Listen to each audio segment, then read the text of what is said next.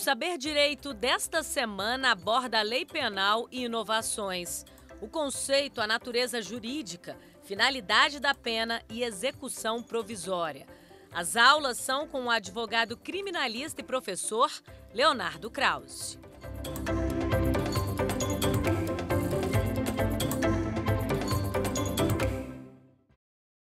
Olá a todos, amigos e amigas do Saber Direito, sejam bem-vindos.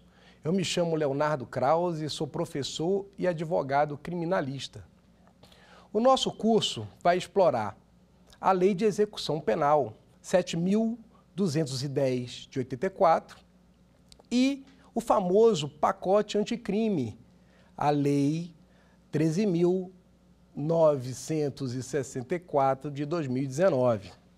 Então, nessa primeira aula, a gente vai explorar o conceito de execução penal, natureza jurídica da execução penal, os preceitos constitucionais que falam sobre execução penal. Vamos aproveitar também falar sobre a finalidade da pena e um pouco sobre execução provisória da pena. Conceito de execução penal. O conceito de execução penal é muito simples. O Estado quer fazer valer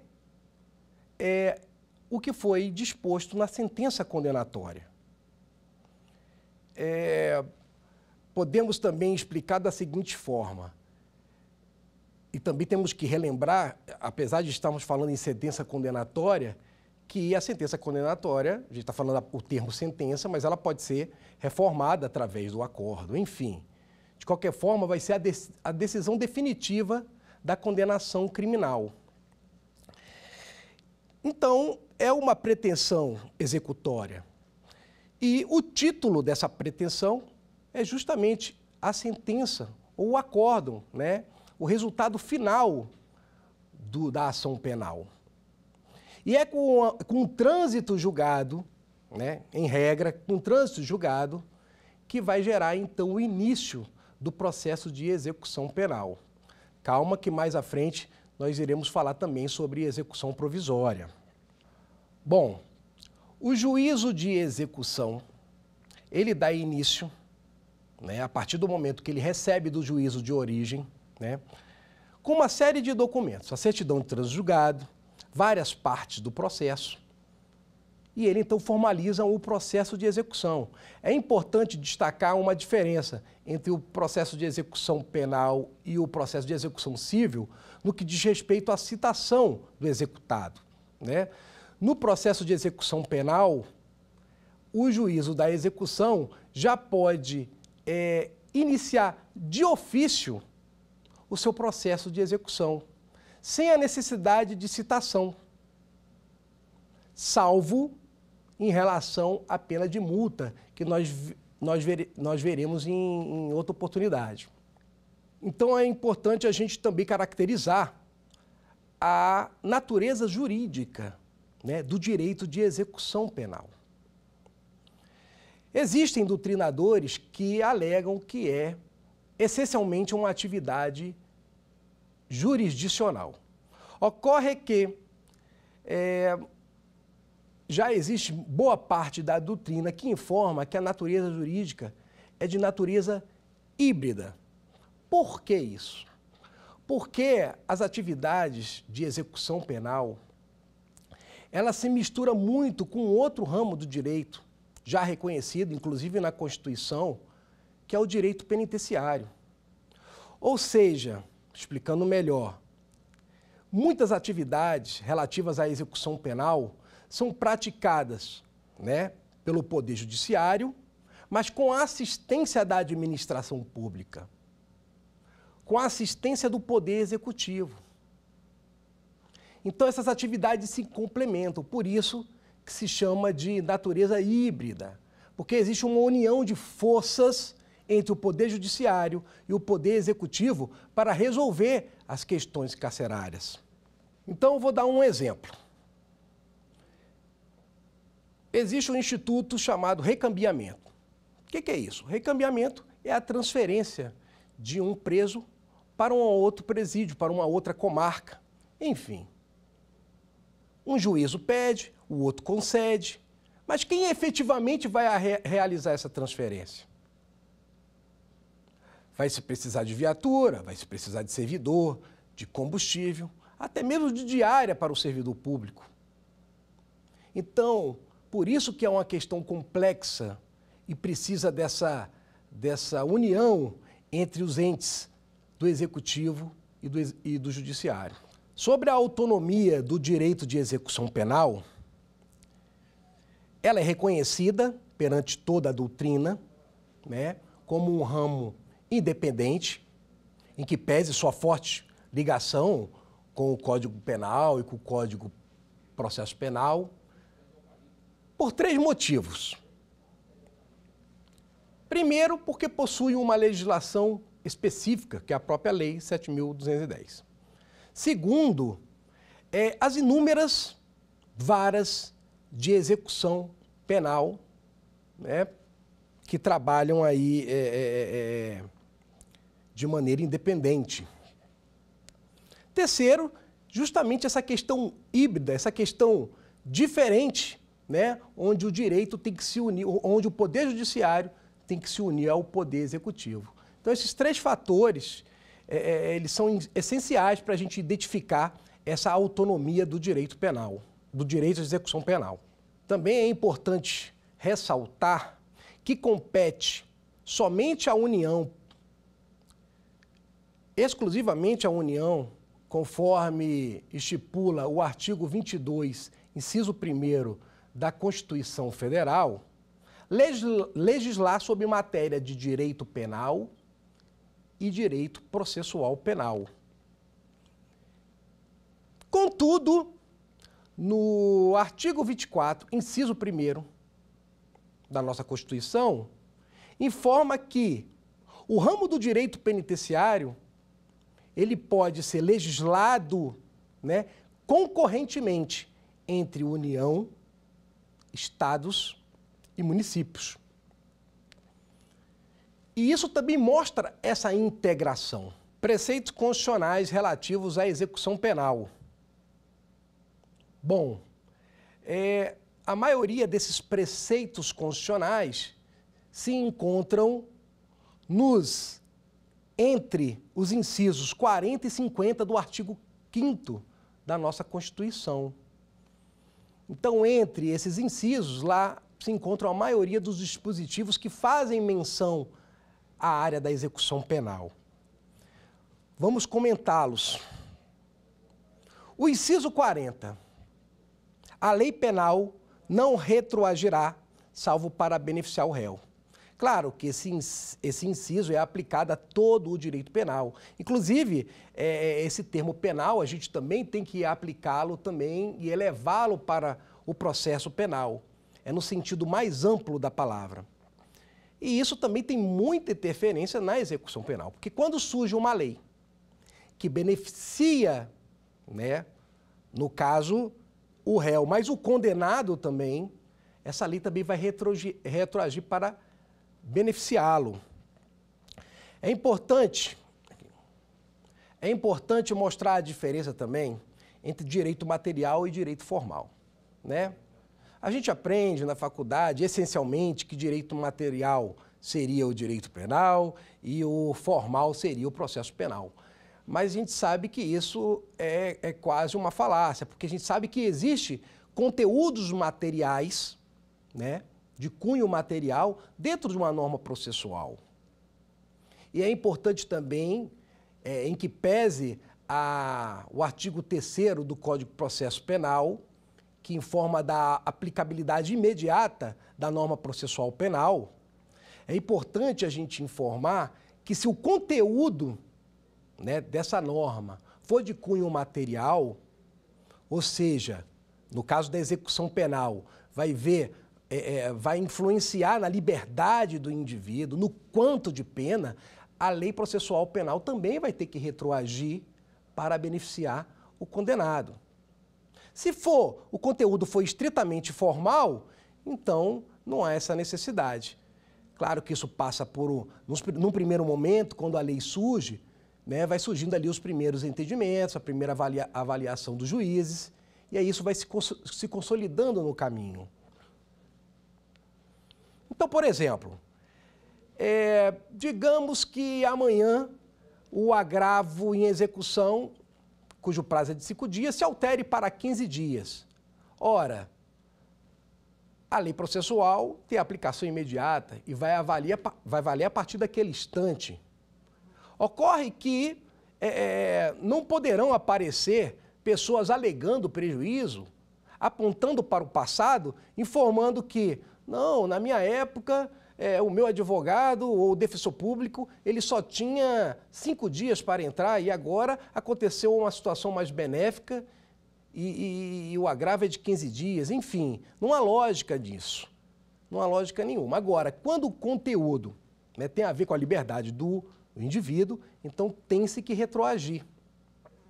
Por exemplo, vamos supor que, usando como exemplo aqui o Instituto da Remissão, que hoje, a cada 3 dias trabalhado, o apenado tem direito ao abatimento de 1 dia de pena. Vamos supor que amanhã crie uma lei que informe que agora vai ser 2 dias. A cada 2 dias trabalhado, vai se abater 1. Aí sim, tem uma interferência direta na execução do indivíduo, na liberdade do indivíduo, e todos aqueles, né, que ainda estão em execução poderão converter, poderão pedir, né, que haja essa compensação devido à lei nova, esse recálculo da pena. Outros preceitos constitucionais.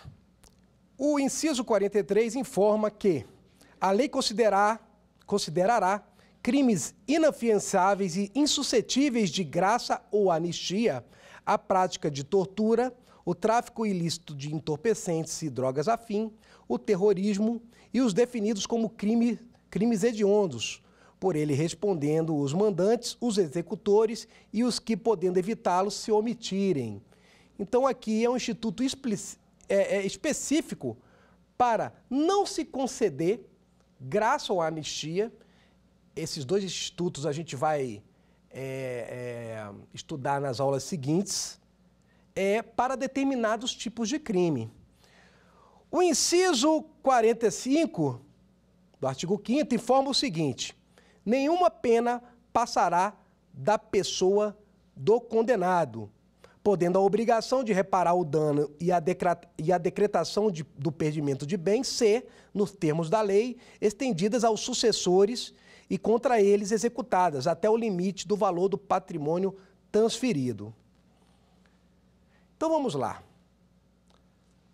3 tipos de penas existentes no país: pena restritiva de liberdade, pena restritiva de direito e pena de multa. Ok, essas 3 não pode passar da pessoa do condenado. Então não pode passar para um familiar ou para um amigo, por exemplo. Ocorre que existe uma previsão constitucional que, quando for em relação à indenização ao dano causado, e aí não tem nada a ver com a pena restritiva de direito, a pena restritiva de liberdade, a pena de multa, essa sim, esse valor de reparação, essa sim pode passar ali para os seus sucessores, né? Inclusive até o limite da herança, se for o caso, né? Em caso de decujos. O inciso 46 diz o seguinte: a lei regulará a individualização da pena e adotará, entre outras, as seguintes: a. privação ou restrição da liberdade, perda de bens, multa, prestação social alternativa, suspensão ou interdição de direitos. Ok. Então, a Constituição especifica aqui como se procede, né, essas penas, esses tipos de pena, né,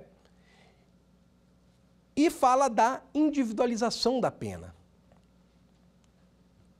O que é importante falar sobre individualização? A individualização já começa na ação penal, já começa no resultado dessa ação, né? Quando o juiz aplica a sentença, ele já está individualizando, né, seguindo ali os dispositivos do artigo 59 do Código Penal. Ora, duas pessoas respondendo sobre o mesmo fato, exemplo, duas pessoas respondendo sobre o mesmo fato, condenado pelo mesmo fato. Uma pode receber a penalidade de 4 anos, a outra também, de 4 anos. Uma no regime aberto e a outra no regime semiaberto, por ser reincidente. Então, veja bem, quando o juiz está aplicando ali a sentença condenatória, ele já está fazendo a individualização. A individualização já começa no processo penal. E essa individualização, ela passa para o processo de execução.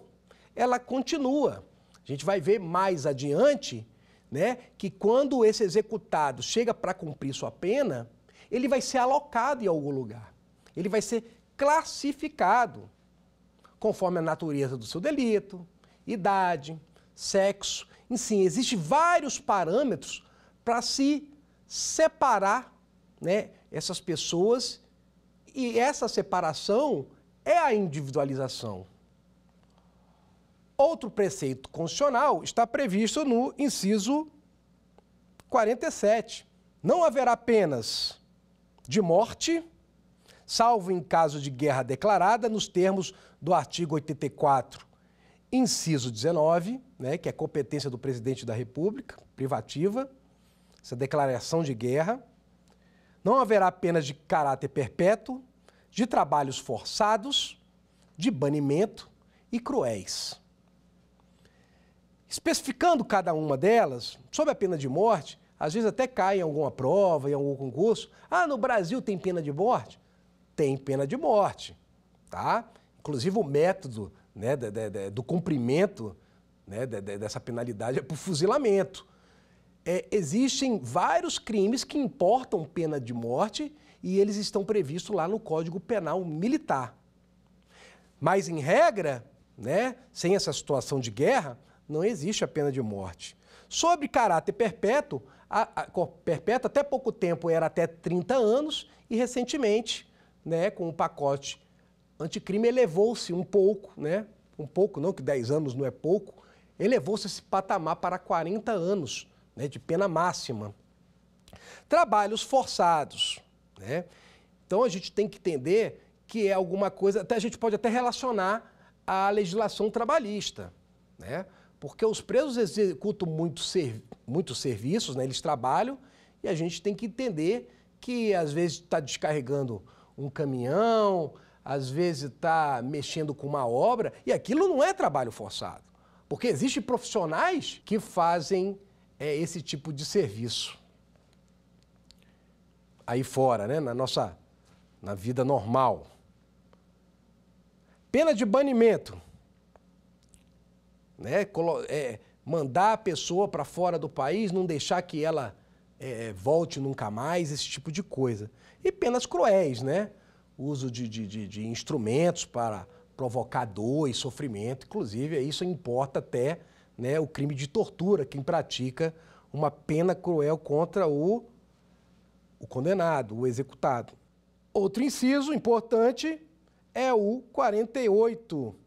A pena será cumprida em estabelecimentos distintos, de acordo com a natureza do delito, a idade e o sexo do apenado. Bom, esse aqui tem estrita ligação com o inciso que a gente viu anteriormente, que fala da individualização da pena, né? Aqui já está separando algumas situações: natureza do delito, idade e sexo do apenado. Há outras separações, professor? A gente vai ver com calma, né? Existe o Instituto da Prisão Especial, né? Às vezes se separa também em razão da periculosidade do agente, né, do condenado. Então, existem outras formas de separar e de individualizar as pessoas. Outro preceito constitucional é o inciso 49 do artigo 5º da nossa Constituição. É assegurado aos presos o respeito à integridade física e moral, né? Então, infelizmente, né, a gente vê alguns servidores públicos respondendo por excesso, porque justamente acabam por ferir esse preceito constitucional. Né? Já comentei aqui sobre a questão do crime de tortura. O inciso 50 é interessante porque é uma situação bem específica, o inciso 50 do artigo 5º, bem específica, mas o legislador quis colocar na Constituição. Esse é um assunto que poderia estar apenas na Lei de Execução Penal, por exemplo, mas está previsto na Constituição.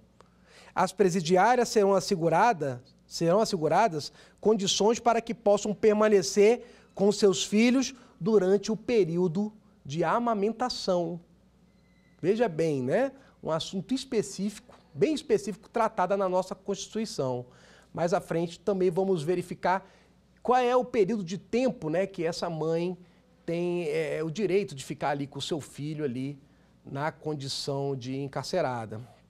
Em relação a essa questão das mães, né, que têm filho pequeno, recém-nascido, que passam por essa situação de vida, a gente até já pode falar agora, né, o parágrafo 2º do artigo 83 da Lei de Execução Penal fala que os estabelecimentos penais destinados às mulheres serão dotados de berçário, onde as condenadas possam cuidar de seus filhos, inclusive amamentá-los.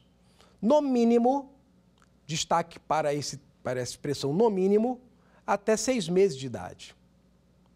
Significa que existe um tempo mínimo, né? E não um tempo máximo. Existe uma recomendação do Conselho Nacional de Política Criminal, a resolução número 4 de 2009, que recomenda, conforme está previsto no artigo 2º dessa recomendação, que recomenda que esse tempo seja de 1 ano e 6 meses. A finalidade da pena. Qual é a finalidade de se aplicar uma pena? Bom, essa questão sobre a finalidade a gente pode ver no artigo 59 do Código Penal, porque lá está expressando de maneira clara, né, a motivação do juiz em aplicar a pena, seguindo aquelas circunstâncias judiciais, né, para aplicar a pena, e o artigo 10 e 22 da Lei de Execução Penal. O que informa o artigo 10 da Lei de Execução Penal? A assistência ao preso e ao internado é dever do Estado, objetivando prevenir o crime e orientar o retorno à convivência em sociedade. O artigo 22. A assistência social tem por finalidade amparar o preso e o internado e prepará-lo para o retorno à liberdade. Bom, esses dois artigos da Lei de Execução Penal, a gente percebe o quê? O aspecto preventivo. E lá no artigo 59 do Código Penal, a gente percebe o aspecto retributivo. Então, é importante a gente explicar essa diferença. O que seria o aspecto retributivo da pena? É a aplicação da penalidade. É o retorno, né, que o Estado dá por aquele ato criminoso praticado. Então, é simplesmente retribuir, né, o que foi feito contra a sociedade. O aspecto preventivo, ele já se subdivide em preventivo geral e preventivo especial. E ainda isso subdivide ainda mais. Preventivo geral, positivo e negativo, preventivo especial, positivo e negativo. O que seria o preventivo geral positivo, né? Mostrar a presença do Estado, que o Estado é atuante, né? Que o Estado se faz presente, que ele não se omite. Qual seria a prevenção geral negativa? Intimidar a sociedade, né? Porque serve de exemplo para todos, né, aquela condenação. Já a prevenção especial, né, positiva, é justamente a ressocialização do apenado, do condenado. É a tentativa que o Estado vai, né, fazer enquanto tiver, né, presos, enquanto estiver aos cuidados do Estado cumprindo essa pena, ele vai tentar ressocializá-lo, orientá-lo para o retorno à vida com os demais cidadãos. Quando a gente fala preventivo, às vezes a gente só imagina esse aspecto da ressocialização. Não, mas quando a gente fala em preventivo, a gente também tem que imaginar, refletir que a gente também está falando de intimidação. Por isso que existe também o conceito de prevenção especial negativa, que é a intimidação do próprio apenado, dele, individualmente, para que ele não volte a reincidir. Dentro desse conceito de execução penal, é importante a gente também entender essa questão de jurisdição, né? Em 2006 foi promulgada a lei, né, que estabelece os presídios federais, e a gente tem que entender que quando um condenado está cumprida a sua pena num presídio federal, né, o responsável, né, por cuidar das questões carcerárias daquele apenado, do processo de execução penal, é o juiz da Vara de Execução Penal Federal. E se tiver no estabelecimento prisional dos estados e do município, a competência vai ser do juiz da Vara de Execução Estadual, ou no Distrito Federal. É importante informar que existe possibilidade de condenação em normas de jurisdição especial. Então, por exemplo, a gente pode citar a norma eleitoral, né, e a norma militar, né, o Código Eleitoral e o Código Penal Militar prevêem ali, né, crimes e penalidades. Então, em que pesem eles, a pessoa poder vir a ser condenada por um crime dessas normas de jurisdição especial, né, eles vão ficar submetidos à jurisdição do juízo de execução local, o mesmo que atua na jurisdição das normas comuns. Falando rapidamente sobre o Código de Processo Penal, a partir do artigo 668 e seguintes, né, existe uma parte no Código de Processo Penal destinada também ao direito de execução penal. Então, é sempre bom, é importante lembrar, né, que existe ali uma parte dedicada à execução penal. E aqui, seguindo até o professor Guilherme Nucci, pelo menos eu e uma parte da doutrina, entendemos que a Lei 7.210, em caso de algum conflito, né, em caso de alguma dúvida, ela deve ser colocada em primeiro lugar, pelos critérios da sucessividade e da especialidade. Ok? Inclusive, se vocês repararem, a Lei 7.210 ela é posterior ao Código de Processo Penal. Falamos agora sobre a execução provisória da pena. E é importante, então, a gente trazer a súmula 716 do STF. O que dispõe a súmula?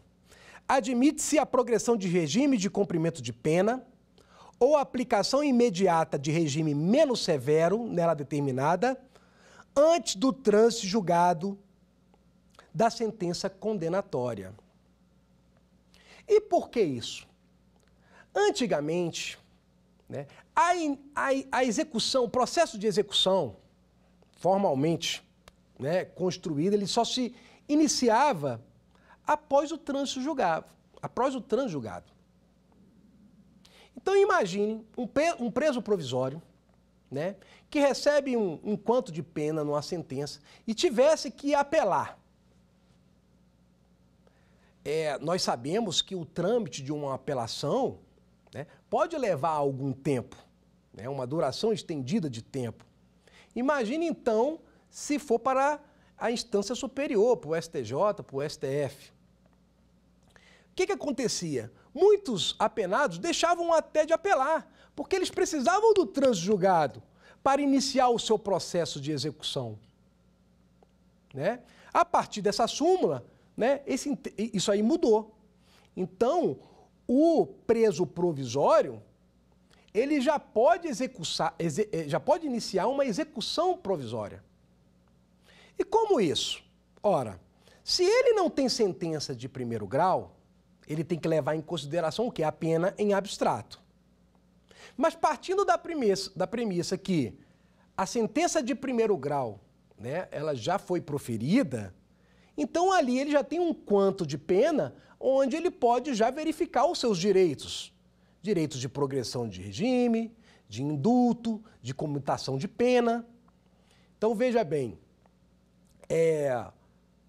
anteriormente, né, não se podia. Então, quando transitava em julgado o processo, muitas vezes o apenado, antes dessa súmula, já tinha cumprido a mais da pena.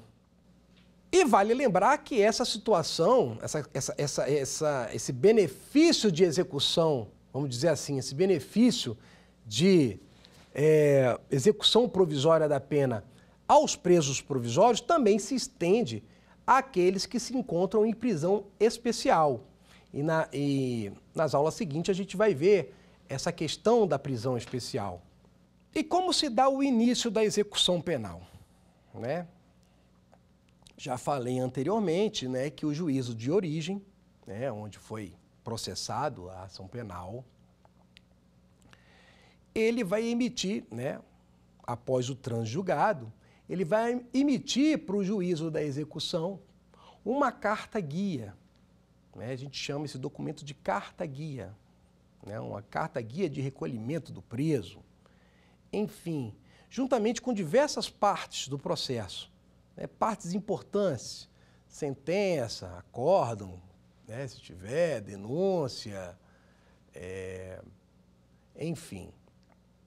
Esse processo vai chegar na vara de execução penal e, como eu falei no início, né, não há necessidade de citação daquela pessoa que vai ser executada. Então, não é que ela é pega de surpresa, né?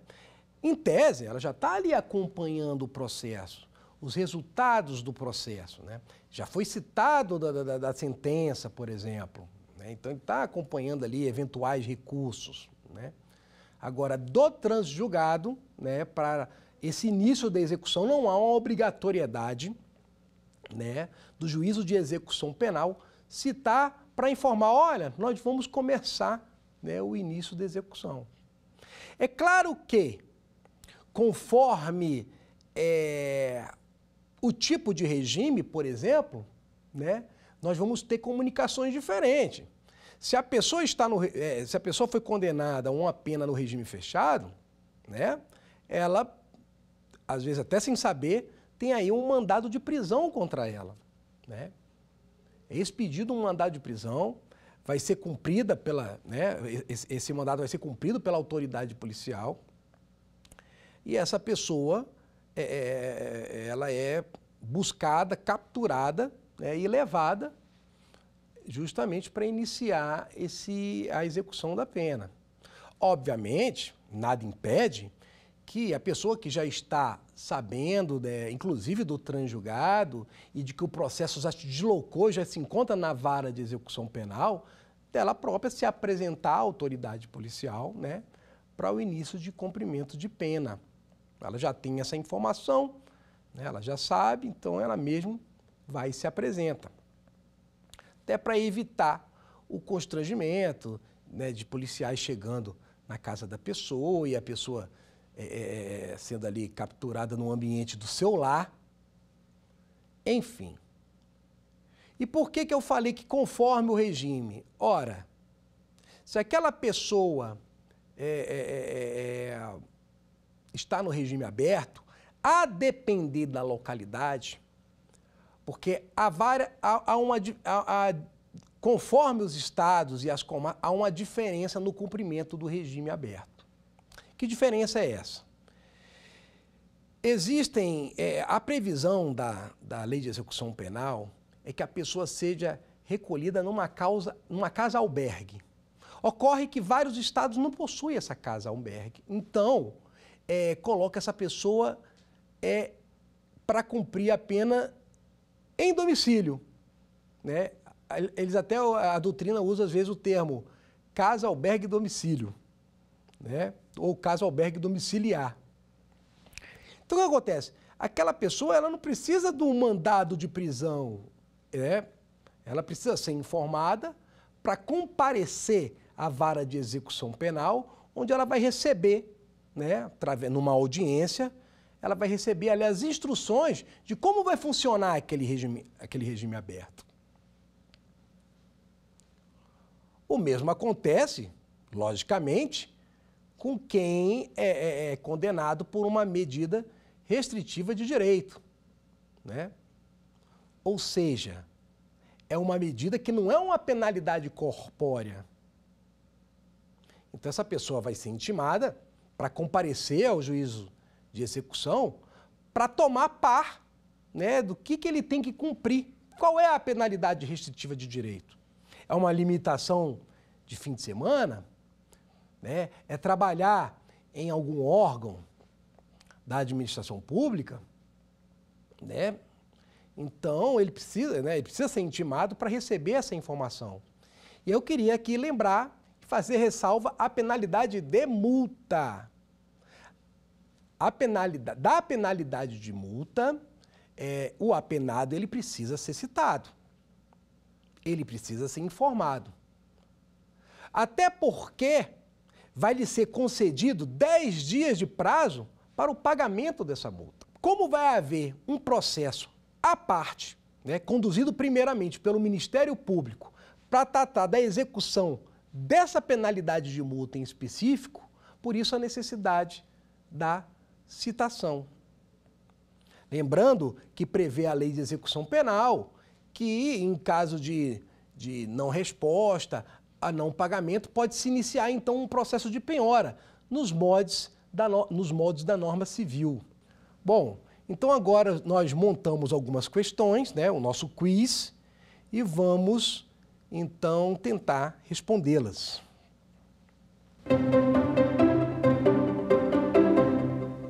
Em relação à Lei de Execução Penal, marque a alternativa correta. Letra A. O direito de execução penal não é autônomo e nem independente. Letra B.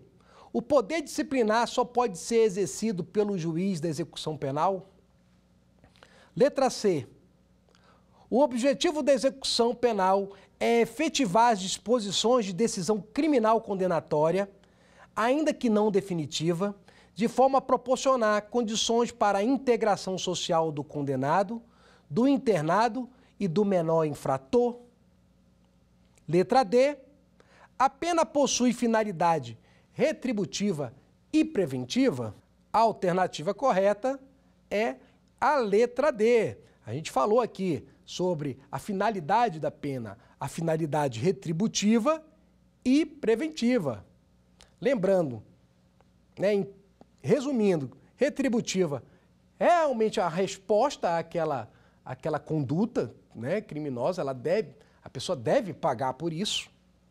E a prevenção, nós temos aí a questão de intimidar, né, a sociedade, dar exemplo para a sociedade, para o próprio cidadão apenado, e essa questão da reeducação e da ressocialização.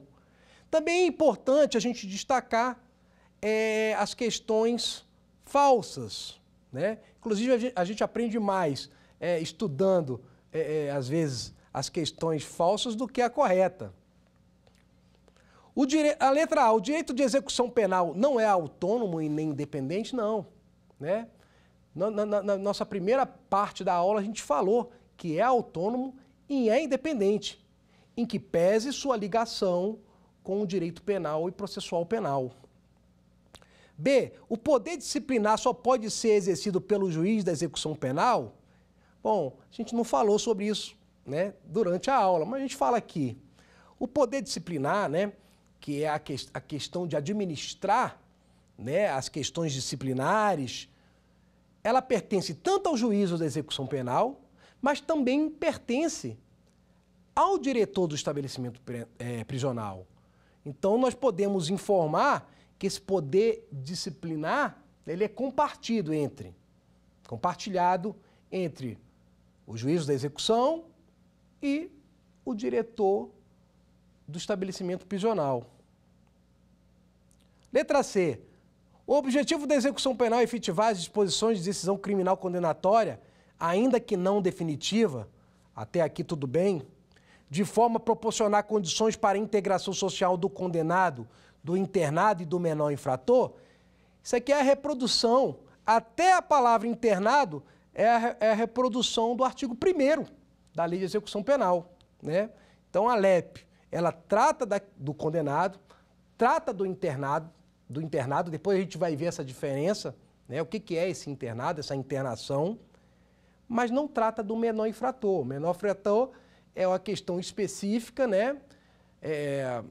Na maioria das comarcas, tratada por uma vara específica, vara da infância e juventude, e com promotoria específica também. Vamos então para a segunda questão.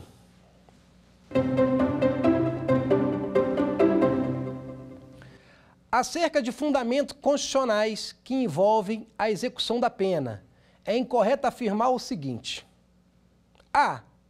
O princípio da humanidade veda...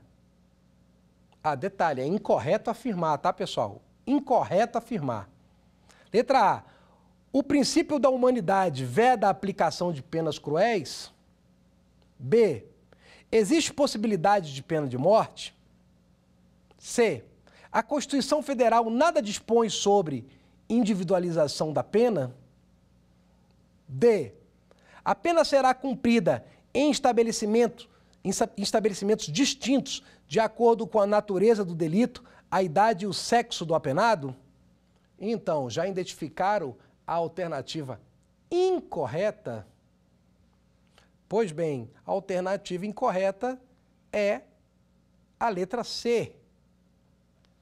A Constituição Federal nada dispõe sobre individualização da pena, pelo contrário. A gente mostrou aqui 2 incisos, né, do artigo 5º, que falam sobre individualização da pena, sobre essa necessidade de se individualizar a pena.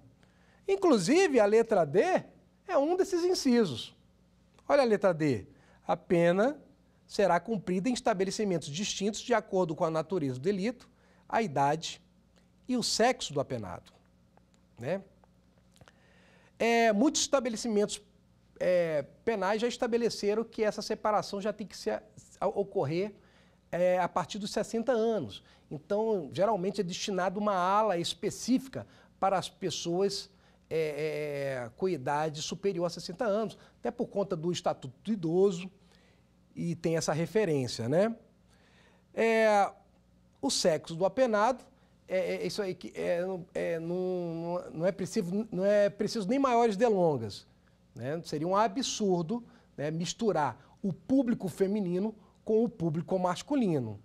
Então, geralmente também, em regra, há estabelecimentos prisionais especificamente para o público feminino. E a natureza do delito, né? Às vezes há separação, como a gente estava falando de individualização da pena, às vezes há separação pelo tipo de crime, né? Pessoas que cometem crimes de cunho sexual são separadas num determinado parte do estabelecimento, até por questão de segurança desses próprios apenados. Às vezes se separa reincidentes de primário, tipos de crime, às vezes se colocam determinados tipos de crime em um determinado lugar. Inclusive, às vezes se separa também uma questão de administração penitenciária e social, até por denominação religiosa, para facilitar, né, a movimentação dessas pessoas quando querem frequentar um culto religioso, né, participar de alguma estrutura religiosa dentro do estabelecimento prisional.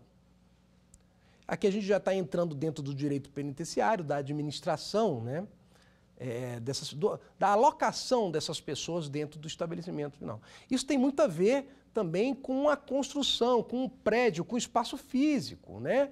Porque a depender do estabelecimento prisional, ele não consegue, a administração pública não consegue efetuar todas as separações que, primeiro, que a lei determina, segundo, que ela desejaria. Então, também passa por uma questão de estrutura física. É por isso que na hora de se construir um presídio, um estabelecimento prisional, essas situações, essas alas, já tem que ser pensadas, né? Porque já tem que ir pensando nessas separações. O princípio da humanidade, logicamente, veda a aplicação de pena cruel, totalmente relacionado.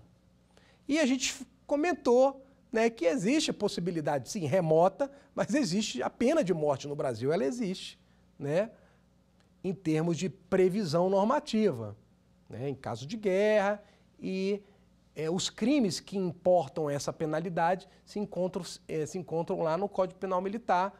Vocês podem estar pegando para verificar, são vários, não é um crime só, são vários crimes que importam nessa penalidade. Então agora vamos para a questão 3.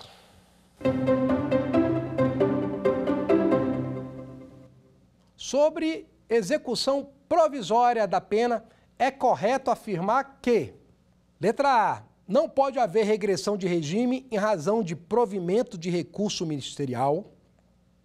Letra B, admite-se progressão de regime antes do trânsito julgado. Letra C, os réus sujeitos à prisão especial não pode auferir progressão de regime antes do trânsito julgado. Letra D, o preso provisório não pode trabalhar. É a alternativa B, admite-se progressão de regime antes do trânsito julgado. Então, nós citamos aqui a súmula 716 do STF, né? Antes não se podia, tinha que esperar o transjulgado e para iniciar o processo de execução. Isso trazia vários prejuízos àqueles apenados que ingressavam, interpunham seus recursos.